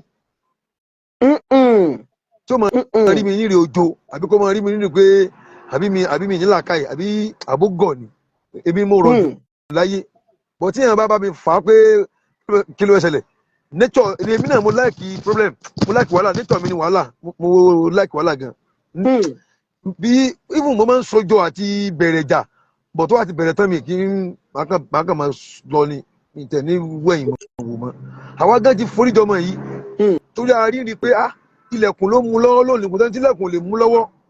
bẹ́ẹ̀ ni sà bẹ́ẹ̀ ni. ó ń fi nǹkan tí ò ṣe ròyìn àwìn ó ti bú Ọlọ́run darí ti bú ànábì darí àìmọye èyí kan tí mo tẹ̀lé láìpẹ́ ìgàn tí ń ṣèké fún ànábì kí ló dé tó bá wọn ta ló ṣépè fún kíní kan rí kájà á níbẹ̀ náà ni so jẹ́ kó máa mọ níwọ̀n ok ó wá ṣe tiwa náà fún wa ó ti ṣe pẹ́ náà ìyìn sáà bàjá ó ti ṣe tipẹ́ mi ì tiẹ̀ gbọ́ ẹni tí ń jẹ́ Tani Olohun rí níjọ́ tó sun Kùránì náà mo tó mọ̀ mo wá ní wáyé tọkùnrin yìí ń sun Kùránì ntákan rí ni pé wà á sọ pé èmi bá wèrè sùn ní uncompleted building ní ìṣeré láyé mi Al-Qur'ani táwa gbàgbọ́ láyé Al-Qur'ani mo gbàgbọ́ láyé mi èmi tí mo kọ́lé jàkúdà káàkiri tí mo nílé tí mo lọ́lá Ọlọ́run kẹ́ mi ok àwọn nǹkan tó fi ròyìn wá yìí àwa jà sí tí ẹ bá wòye ọ̀rọ̀ yẹn ẹ rí i pé ìgbà tí a establish àwọn kéèsì rẹ̀ bàbá Àlífà Òkúta gidi ẹ rí i pé wo pronounce ọ̀rọ̀ tèmi mọ̀ rárá bẹ́ẹ̀ni wo tiẹ̀ gbọ́ tèmi mọ̀ rárá mo sì mọ̀ọ́mọ̀ we pronounce ẹ̀ ni. àti fáìlì kéèsì Tani Olohun kalẹ̀ tàti competition rẹ̀ nísìn yóò sì lé lọ́rùn kan tí lọ́yà mi mọ̀dàmú mi ti ní ẹ̀yà filẹ̀ àwọn lọ́yà tí wọ́n jẹ́ lọ́yà mi tí wọ́n jẹ́ èèyàn gidi tẹ́gbẹ́ àwọn.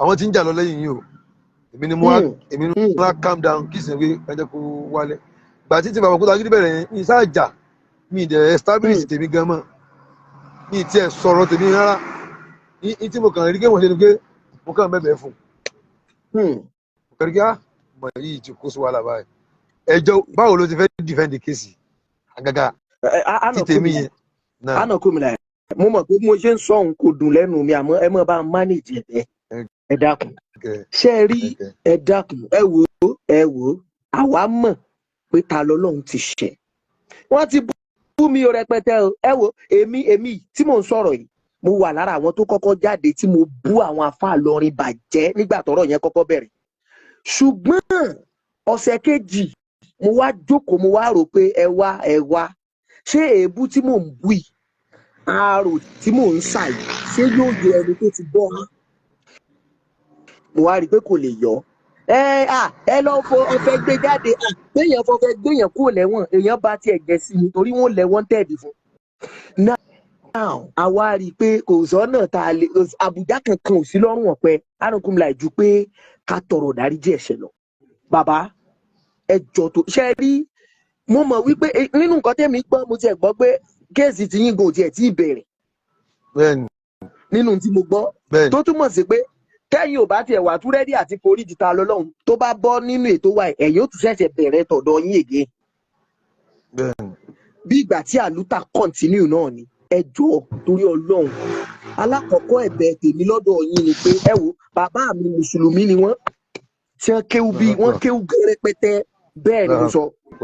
alákọ̀ọ́kọ́ ẹ̀bẹ̀ tèmi fẹ́ bẹ̀ yín ni wípé àkọ́kọ́ kéèsì tiyín yẹn gẹ́gẹ́ bẹ́ẹ̀ ṣe láwọn lọ́ọ̀yà ń bẹ̀ yín yẹn ẹ jọ̀ọ́ ẹ bá wa ṣe bẹ́ẹ̀ ẹ mọ̀ tí ẹ kọ́kọ́ kéèsì tiyín ẹ kọ́ bá wa fi yá ọlọ́run ẹ bá wa fi yá ànábì wa mọ̀mọ́ mo fi ànábì bẹ̀ yín ṣe wá rí lẹ́yìn tọ̀dọ̀ yín ẹ tún wá bá wa agbára tẹ́ ẹ ní ṣe rí ẹ̀yin Alifulani àti bàbá ń Bàrígà ẹ̀yin yẹn mo mọ̀ pé ẹ tóbi lọ́wọ́ àwọn bàbá tó ṣẹ́kù nínú Ìlọrin mo mọ̀ pé ẹ tóbi lọ́wọ́ wọn mo sì mọ̀ pé kò sí ní tẹ́ ẹ lè gbà tì lọ́wọ́ àwọn tí ó jẹ́ bàbá tí wọ́n jẹ́ ní àpọ́nlé ẹni iyì ẹni ẹ̀yẹ ní inú Ìlọrin yẹn ẹ wá bá ń bẹ àwọn èèyàn tó kù bàbá wa Alifulani àwọn náà join program níjẹta wọ́n dẹ̀ sọ ọ̀rọ̀ rẹpẹtẹ inú mi dẹ̀ dùn pé ẹni tí ò bá mọ̀ gbọ́ tẹnu kinní kan ni ó mọ̀ pé kinní kan ń pa àtó o ńgbà tẹ́yìn náà tún wá join lónìí ó ṣàfihàn wípé lóòótọ́ ẹ rẹ́dì láti forí jì ta lọ́lọ́run àwọn èèyàn tí kàn ń rú náà sí ẹ worú admin yẹn nísìn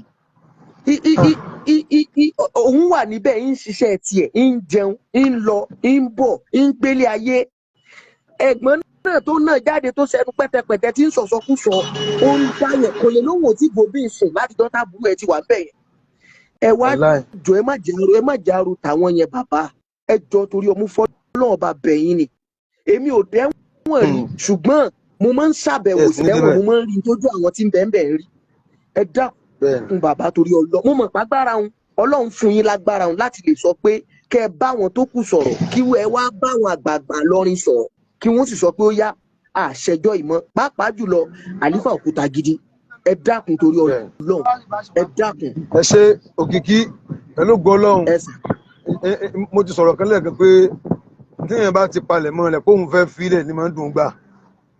bẹ́ẹ̀ni. so àwa náà palẹ̀ mọ́ àforíjì fún àyè ṣe èèyàn burúkú èèyàn dáadáa làwa náà. but ọ̀rọ̀ ẹ wo ọmọbìnrin Yínká tiẹ̀ ọmọbìnrin yẹn ó sọ̀rọ̀ pẹ̀lú bó ṣe jẹ́ obìnrin tó àdẹ̀ fojú obìnrin wò àtẹ́tí agbóró rẹ̀ àdẹ̀ tẹ̀lé. kódà ọ̀rẹ́ mi ọba Solomon dẹ́ pé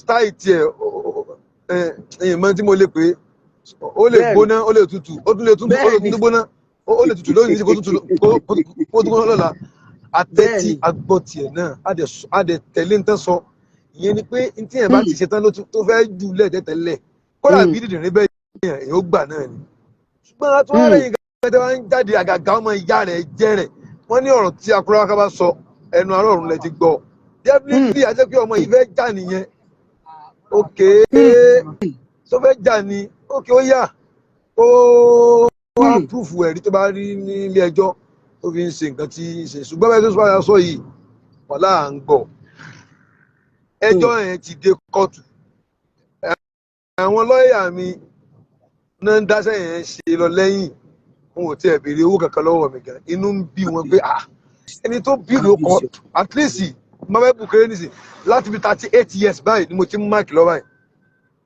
kábíyèsí ọlọ́run. 38 years ni mo ti ń máàkì lọ́wọ́ tí mò ń sọ̀rọ̀ báyìí láti 38 years láti 38 years kí ẹ máa sọ̀rọ̀ kí ẹ máa build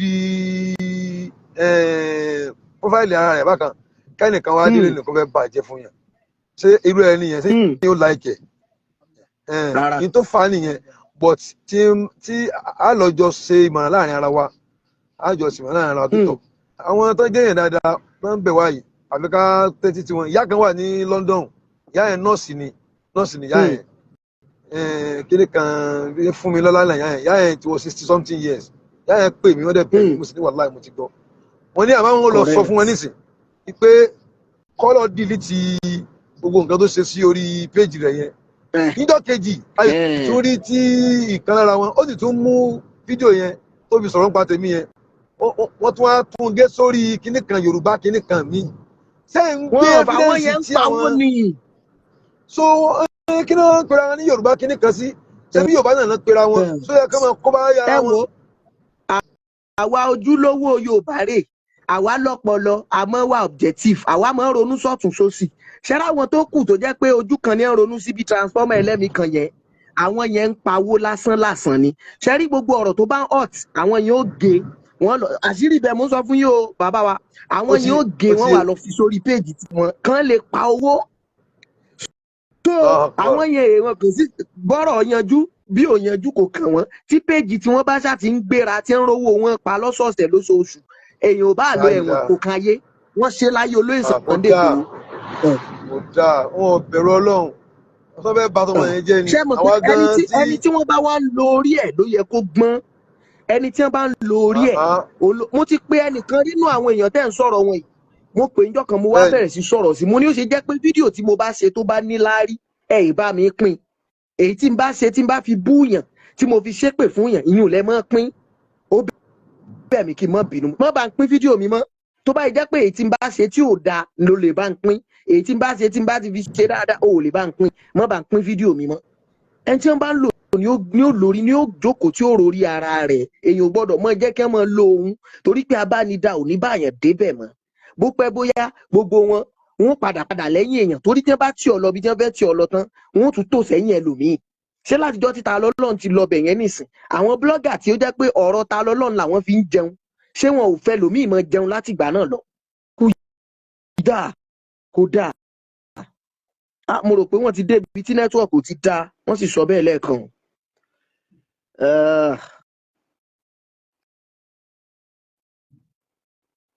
mo rò pé wọ́n ti débi tí nẹ́tíwọ̀kì yẹn ò ti dáa bàbá wa Lágbàjì ó jọ ń pẹ́ ti débi tí nẹ́tíwọ̀kì yẹn ò ti dáa ó jọ ń pẹ́ ti débi tí nẹ́tíwọ̀kì yẹn ò ti dáa ẹnìkan ní dá Aládò should be arrested no ẹ wo bí mo ti kẹ́kọ̀ọ́ kan ṣe rí tẹ bá rẹ́ nìkan lọ́nláìn tó ń ṣe tí ò dáa ǹjẹ́ mọ̀ pé àpọ̀ wa àìrè èèyàn pè wá sákìyèsí mo fi tọrọ ara tèmi ṣàpẹẹrẹ lẹ́ẹ̀kan nígbà tí mo máa ń bú bàbá Lai Muhammed ẹ mọ́ gbàgbé mi sọ pé wọ́n ṣe dáadáa náà o pé mo bẹ̀bẹ̀ kò túmọ̀ sí pé bàbá Lai Muhammed ṣe dáadáa ńgbà yẹn ṣùgbọ́n mo pè wọ́n láwọn ọkọ̀ kan tí wọ́n jẹ́ tó jẹ́ pé tí wọ́n bá wá tiẹ̀ ń jẹ́ bẹ́ẹ̀ mi ò lẹ́rìí fáwọn ọkọ̀ tí mo pè wọ́n yẹn bẹ́ẹ̀ dẹ̀rẹ́ wọ́n bímọ tó jẹ́ pé ọmọ wọn ó ti ń ronú lẹ̀ báyìí pé ó kọ bàbá àwọn lòun náà fi jẹ gómìnà nílùú ibi tí bàbá àwọn ti jáde òun ó lè sọ pé ọmọ lágbájá lòun tírú ọmọ yẹn bá wà l'Amẹ́ríkà tó ń wò mí lásìkò tí mò ń pe bàbá àwọn lólè tí mò ń pe bàbá àwọn ló ní jìbìtì kò ní lajúlẹ̀ báyìí kó mọ wò mí ràn kó sì mọ dunnú sí mi kó ní kí n mọ go scot free àwọn kan wá máa ń pè mí gbà yẹn tán mọ encourage mi Òkìkí bẹ́ẹ̀ ni bàbá wèrè ní Lai Muhammed yẹn bó ṣe ń sọ̀rọ̀ sí ni àwa like ẹ̀ ó yẹ máa continue in fact ìmí inú wọn tiẹ̀ tún fún mi lówó lójú tèmi èmi rò wípé wọ́n ń support mi pé wọ́n like mi ni àṣàwọn èèyàn tán ti jọ ní rift àwọn èèyàn tán ti jọ ní wàhálà kó tiẹ̀ tó di pé Lai Muhammed di nǹkan kan rárá àṣọ làwọn èèyàn tán ń pè mí yẹn wọ́n wá ń fi èmi enter àwọn wọ́n ń fi èmi irúgbó èmi ò dẹ̀ mọ̀ owó tí wọ́n fún mi ẹ̀ sọ wá àlùbáríkà kankan bí kí wọ́n fún mi 5,000 bí kí wọ́n ní ó yá ẹja bá yín ra káàdì sí sẹ́ẹ̀tì yín àti bẹ́ẹ̀ ló tán àwọn owó náà nù o ṣùgbọ́n èmi owó yẹn kọ́ ló mátà sí mi bíi pé èmi rí nírí pé mo ní àwọn èèyàn tó ń encourage tán dẹ̀ like nǹkan tí mò ń ṣe àṣerọ́ ni àṣewọ̀n like nǹkan tí mò ń ṣe tán ti jọ ní kanta bóyá nígbà kékeré ńgbà tán jọ wà lọ́dọ̀ tán jọ ń build ara wọn àṣàwọn èèyàn yẹn ni tèmi ò mọ̀ so wọ́n ń fèmí ẹ̀ ń ta wọn ọlọ́run ló kàn fàánú sí mi láà bóyá àwọn ṣe pẹ́pẹ́pẹ́ kan táwa náà mọ̀ ẹ́ wẹ̀ ọlọ́run kan fàánú sí mi láà mo kàn ẹnìyẹn kan pè mí látọ̀ ọ́fíìsì Lai Muhammed ni ó ní brother mi ní dárúkọ mi fún yín o bọ̀ ọ́fíìsì Lai Muhammed mo ti ń pè ẹ ti ṣe ọ̀gá o ẹ ti dìfẹ́mù ọ̀gá o ọ̀gá dẹ̀ ti ń plan láti gbégbèsè but tẹ́ ẹ bá fẹ́ kọ́gà lọ gbégbèsè ẹ tètè lọ ṣe fídíò kẹ́ ẹ tètè clear ara yín kẹ́ ẹ dẹ̀ bẹ̀ wọ́n mo dẹ̀ ṣe fídíò mo dẹ̀ bẹ̀bẹ̀ mo ní bàbá Lai Muhammed ó ká wa láàánì gbogbo tí ń ṣẹlẹ̀ ní kọ́ńtì Nàìjíríà bí nǹkan ṣe ń lọ lọ́tún lọ́sì láàláìkì tó já máa sọ àsọré bọ̀ ẹ foríjì wá gbogbo kọtakú pè yẹn ẹ̀kú jẹ́ bẹ́ẹ̀ alẹ́ oníjìbìtì ní lu jìbìtì lójú wa rí náà alólè níyín jálè ilé wa rí kó nǹkan bàbá mi rí kí ló dé tí mo fún wa lè pè yín lólè láì lẹ́fídẹ́ǹsì mo tọrọ àforíjì ẹ má bínú alẹ́ ọjọ́ yẹn gangan bọ̀dá yẹn dẹ̀ tún pè mí padà wọn nígbà táwọn rí fídíò ẹ báyìí gbogbo àwọn kan rẹ̀ ọ̀gá kan ní àwọn bọ́ìsì kéékèèké ìṣá ó dẹ̀ parí o láti gbà yẹn kò sí ṣòro ẹjọ́ ṣé láti gbà yẹn ṣé mi ò gbélé ayé mi ṣé mi ò live life ṣé mi ò máa ṣe wẹ́rẹ́wẹ́rẹ́ bí mo ṣe ń ṣe ìyẹn ò sọ pé pé ta lọ́lọ́run bẹ ṣe bí ẹni tó join fídíò tèmi lónìí lára àwọn tèmi ti búrí ni ìyẹn ò dẹ̀ sọ pé bẹ́ẹ̀ ṣe join lónìí nísìn kí ẹ ṣe fídíò lọ́la tí ò dáa kí n mọ̀ lè sọ pé this is not good ṣùgbọ́n mi ní sọ pé o lè ní nígbà tí mi káwọn mọ́ bí tí wọ́n ti jalè tí n bá tiẹ̀ wà káwọn mọ́ bẹ́ẹ̀ ṣé mo rìkọ́ọ̀dù wọn ṣé mo ya fọ́tò wọn bẹ́ẹ̀ mi ní sọ pé 419 ni wọ́n nígbà tí wọ́n lù ràn mí ń jìbìtì rí abẹ́ ẹ̀gẹ́ ti ẹni òun ní nǹkan tá à ń gbìyànjú àti sọ ẹ̀ṣẹ̀ títa lọ́lọ́run ṣẹ̀ kì í ṣe ẹ̀ṣẹ̀ pé mọ́ sí ẹ̀sìn ẹ̀ṣẹ̀ pé ó pè mí lóko tí mi ò jẹ́ mo dẹ̀ arrest yẹ ó dẹ̀ gbọ́ nísìn bàbá lágbàjì pé àwọn egun ò tiẹ̀ ti bẹ̀rẹ̀ kéèsì tàwọn tó túmọ̀ sí pé tí ọ̀rẹ́ mi bá gba béèlì nísìn tó wálé wọ́n tún lè tún gbé lọ́jọ́ kejì tó túmọ̀ sí pé wọ́n tún lè tún gbé lọ́jọ́ kejì kí wọ́n sọ pé kí ló dé tẹ́ tún mi gbé another case náà tún ni àti rí mínísítà ní orílẹ̀-èdè Nàìjíríà tàwa ẹ̀ tí wọ́n gbé ó dẹ̀ wà ní remand for like 2 months wọ́n kóòtù dẹ̀ padà nìkan filẹ̀ immediate tó ń filẹ̀ báyìí ẹnu géètì báyìí náà tún ti ń tún gbé fún ẹ̀sùn tuntun míì tí wọ́n tún ń dá padà síbẹ̀ kóòtù ní pé wọ́n ti tẹ human rights ẹ̀ mọ́lẹ̀ ó ti pẹ́ jù lẹ́wọ̀n wọn àárẹ̀ ni ẹ̀ wọ́n ṣe nǹkan kan tí wọ́n bá ti lè àárẹ̀ ni ẹ̀ kí wọ́n lọ filẹ̀ wọ́n dẹ̀ àwọn DSS dẹ̀ ní òkè kò sí wàhálà wọ́n dẹ̀ sílẹ̀ kọ́mọ lọlé bí ìṣe ń dẹnu ọ̀nà báyìí ni wọ́n tún sọ fún pé you are under arrest àti fiẹ́lẹ̀ fún ìtò ṣe yẹn now tuntun ti dé o ṣáṣú wọ́n sì tuntun gbé so Nàìjíríà la wà ẹja tó o bá ti rí pé èyí tí mò ń sọ yìí àwọn èèyàn tó ń send threat sí mi ní online yẹn pé àwọn love àwọn fáǹsì ta lọ́lọ́hún bẹ́ẹ̀ mi ṣe ń ṣe yẹn tí n bá tún ṣe bẹ́ẹ̀ kíníkan tírú wọn bá rí mi lójú ayé ní èmi kan àwọn kan wọn á dẹmọ bẹ́ẹ̀ yẹn wàhálà ìwọ̀n dẹmọ torí irú àwọn èèyàn tó bá ti máa ń ronú sẹ́gbẹ́ kan bẹ́ẹ̀ yẹn kò sí ní tẹ́ ẹ lè sọ létí wọn wọn ní gbọ́ tó bá ti ní blind love fún yàn kò sí ní tẹ́ ẹ lè sọ wọn ní gbọ́ tírú wọn bá pàdé mi níta bóyá pàdé mi ń bodè àbí wọn pàdé mi mọ̀lété wọ́n lè fẹ́ chẹ́ẹ̀kì mi wò yá bọ̀bọ̀ yẹn tó ní kọ́mọ bẹ̀bẹ̀ fún ta lọ́lọ́run rè ó yẹ já lọ chẹ́ẹ̀kì ẹ̀ bẹ́ẹ̀ sì chẹ́ẹ̀kì ẹ̀ bá ń bẹ̀ ó kún gan like ó kún 100% ó kún like ó kira gan ẹ̀ bá ń bẹ̀ ẹ̀bẹ̀ lèmi ó bẹ̀ o ẹ̀bẹ̀ lèmi ó bẹ̀ ẹni tẹ́bẹ̀ tí mo wá ń bẹ̀ ò bá dùn mọ́ leave my page is not by force. Bàbá Làbíbù Lágbàjì mo dúpẹ́ lọ́wọ́ yín pẹ̀lú bẹ́ẹ̀ ṣe pè wọlé lónìí ó ṣàpẹẹrẹ irú ẹ wo bí gbogbo wa la dá gbogbo wa la sì dá kò síbi tí àìdá ò sí aláìdá ń bẹnu oníṣẹ̀ṣe onídáadáa ń bẹ ń bẹ aláìdá ń bẹnu mùsùlùmí onídáadáa náà ń bẹ ń bẹ aláìdá ń bẹnu ẹ̀sìn kìrìsìtẹ́nì onídáadáa náà ń ṣe kíni ó ń bẹ ń bẹ ó ń bẹ ń bẹ so èyí tó bá wu kálukú ni kálukú ó choose. Ẹ̀dẹ̀ gbọ́rọ̀ tí ẹni sọ wọ́n ní àwọn ti pìyàmọ̀ ìdáríjì ilẹ̀ fún gan ká tó bẹ̀bẹ̀, ṣùgbọ́n nígbà tí n bá ń plan pé mo fẹ́ forgive èèyàn tí mo kàn wọ Facebook jẹ́ sáré ṣe nǹkan kan tí admin rẹ̀ túbọ̀ ta pé irọ́ o kò rán anybody iṣẹ́. Àkọ́kọ́ ẹ ti rubbish àwọn tó fẹ́ forgive ẹ̀, ẹlẹ́ẹ̀kejì ẹ ti rubbish àwọn tó tún bá bẹ̀bẹ̀ náà. Kí ló dé tà tí Yínká fi jáwọ́? Kí ló dé tọ́ba Solomon tí ò fi sọ̀rọ̀ lórí ẹ̀mọ́ títí dìsìn? Ṣèbí torí pé ẹ fi bí sú ni? Èmi mo ní data mi, èmi mo ní fóònù mi, èmi mo ní gbogbo nǹkan mi tí mò ń lò. Mo wá fi ń bẹ̀bẹ̀ fẹ́ nìkan tí ò rán mi, tèmi kan rò nínú ara mi pé this is the best thing to do. Ìwọ àbúrò àbẹ́gbọ̀n ẹ̀ wá jáde pé kò rán yín iṣẹ́. N tó ń sọ fún mi nìyẹn pé kí ló kàn mí bẹ́ẹ̀.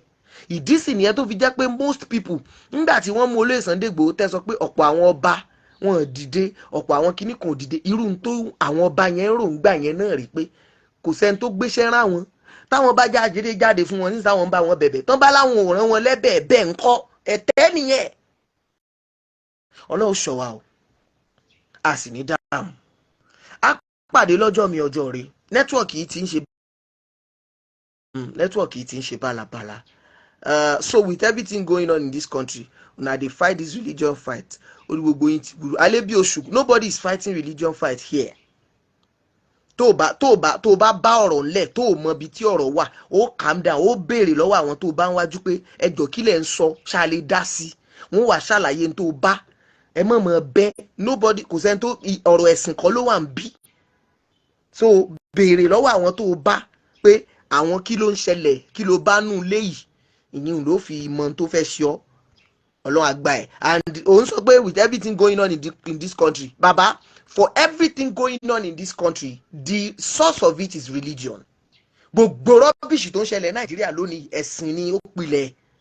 So kò sí bá ṣe péré ajá tà ní porí kòkó tá a fi ṣe. Go and look at it. Gbogbo àwọn nítorí kó mọ̀ ṣẹlẹ̀ Nàìjíríà nítorí èmi ò mọ̀ tí ń ṣẹlẹ̀ sí ọ. Gbogbo tó bá wá ṣẹlẹ̀ sí ẹ right now tó fi wò pé ọ̀rọ̀ ẹ̀sìn is not worthy to be discussed. Èmi ò wá jí ó yọ pé gbogbo tó ń ṣẹlẹ̀ Nàìjíríà yìí pátápátá lọ́wọ́ orúùtù ẹ̀ ẹ̀sìn ni. Bọ̀ ọ̀rọ̀ ọjọ́ mi nìyẹn. Ọlọ́run aṣọ wa.